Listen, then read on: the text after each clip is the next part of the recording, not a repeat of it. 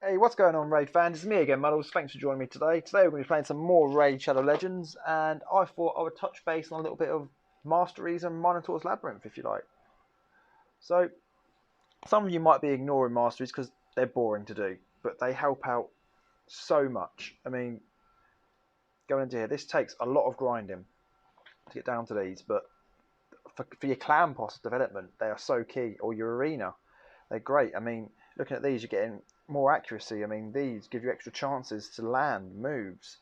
Down here, massively more damage on your clan boss. I mean, War Master is another great move that just scales off the target's max HP, so it's going to be massive when you're against the clan boss. So they get them big numbers from your attacks as well as just poisons and things like that. I mean, don't just follow someone else's guide on the masteries. They're a good idea to figure out what you might want, but you're going to be using the champion different to everyone else. You have different gear. You're going to be using them in different areas. I mean, don't always just fit it to one way. You get one free refresh as well, so don't worry if you do it wrong. Don't worry too many times before it costs you anything more. And you're going to have to weigh up, do I want to invest 800 gems into getting the masteries, or do I want to grind it out in Minotaurs Labyrinth? Is it called Minotaurs Labyrinth? Why do I just keep saying that? Hang on, let's have a look. Yeah, Minotaurs Labyrinth. I mean, I think if you work it out, it will cost you about 600 to 650 gems worth of energy to clear stage 15. Enough times to max out your champion. It all depends how patient you are. If you've got an auto clicker, just leave it playing in the background with all that energy. But it does mean you will get all that silver. You get about 7,000 silver each time. So I mean, it's probably worth. Do you know what? I'm guessing, but I think about 500,000 to 1,000,000 in silver by the time you've done it. So you would be giving up on that silver. So it's going to cost you more to get less, well, to get no silver, but it will save you time. So it all depends on what you want to do. I mean, if you can't be bothered to go through all of it yet, one masteries I would recommend going for it first is get your extra 5% crit rate and get your crit damage. That's an easy one. And then obviously over here, you've got your accuracy and your accuracy, and then more accuracy. And that just helps you, your hands aren't so tied by your gear. It doesn't help you out massively, but it does help you out a little bit, and margins matter in this game. So what I want to show you is it doesn't actually take that long to do Minotaurs Labyrinth, even if you haven't got that many OP champions. I mean, I'd personally recommend your first few, I would invest the gems, just the first 2 or 3, because then they're actually going to help you clear this. So I mean, this is an all rare team. I mean, I think it can do it. Let's have a look. And you see that they're all rares. I've got War Maiden in there for your defense down, Bella in there just to stun them up, and a couple of extra buffs if we need to. My Gaelic's actually geared out for the arena. That's why he's getting hammered. But I've got Apothecary and Reliquary Tender in there. Now, the only reason I've really got Reliquary Tender in there is because she debuffs. And when you get to the big man, I'll show you why. Because you want her to do cleanses. And there's not many rares that do cleanse properly for you, as well as give a heal. There is one other champion I would recommend using after this if you're struggling with this level, who will do a couple of bits for you.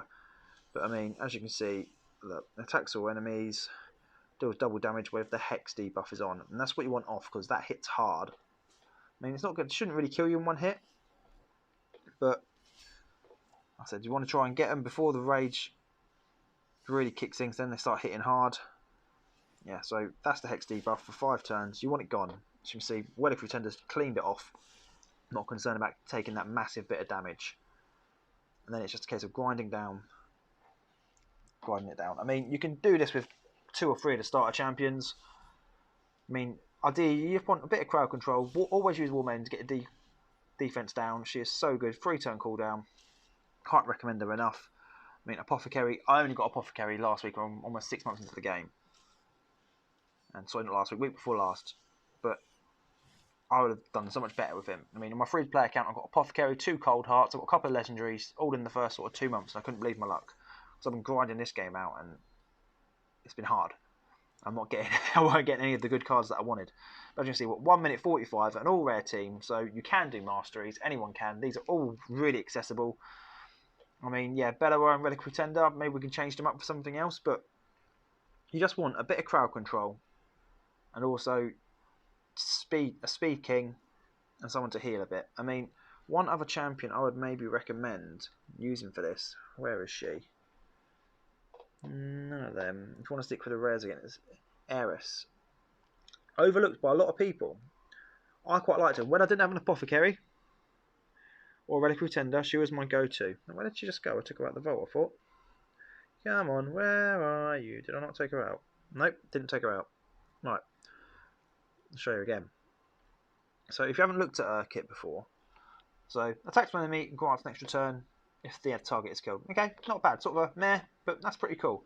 The passive is she'll counter-attack any time an ally is attacked, like per turn. So if she goes in between, then she'll go again. This is what helps massively. I mean, because you can farm her in the... Hang on. I want to show you where you can farm her. You can farm her, yeah, in the Palace of Aravia. So when you're going to be farming your speed gear, that's where you want to be farming her. Well, you will be farming her. You'll get loads of copies. This is her skill. Removes one random debuff from all allies and has a 60% chance, obviously 100% chance when booked. You don't need to book her because you'll just get her multiple times when you're farming all your speed equipment. And places a 30% increased speed in all allies for 2 turns. So no, see, it's not as good as Apothecaries, who fills the turn meter as well. But if you don't have an Apothecary, you can get her, and she's also got the speed aura in the dungeon, so she can help you with all of it. I mean, you can build her however you want, if you want to use a tanky or anything, because you're not really using her for her attack strength. It's not where she's going to be utilised. But for me, it's just, you can see, look, even on her, I did a little bit of just, I used the defense tree on her, which doesn't land any debuff, so I didn't need her to, there's nothing on the support tree to make people go even faster, or to debuff more, so down defense tree, just using her. But that's the Minotaurs Labyrinth, guys. Make sure you're doing masteries, it will really help with your clan boss progression, and it will just help your game. You get used to it. I now farm Minotaurs Labyrinth. I would rather use the 600 to 700 gems on getting my champions up there and farming the silver at the same time. I know it's a bit of a long game to do it, but I don't mind it. I quite like the grind. That's why I like the game. Anyway, thank you for watching, guys. Please like and subscribe. I'll be back again soon. As always, take care. Have a good day.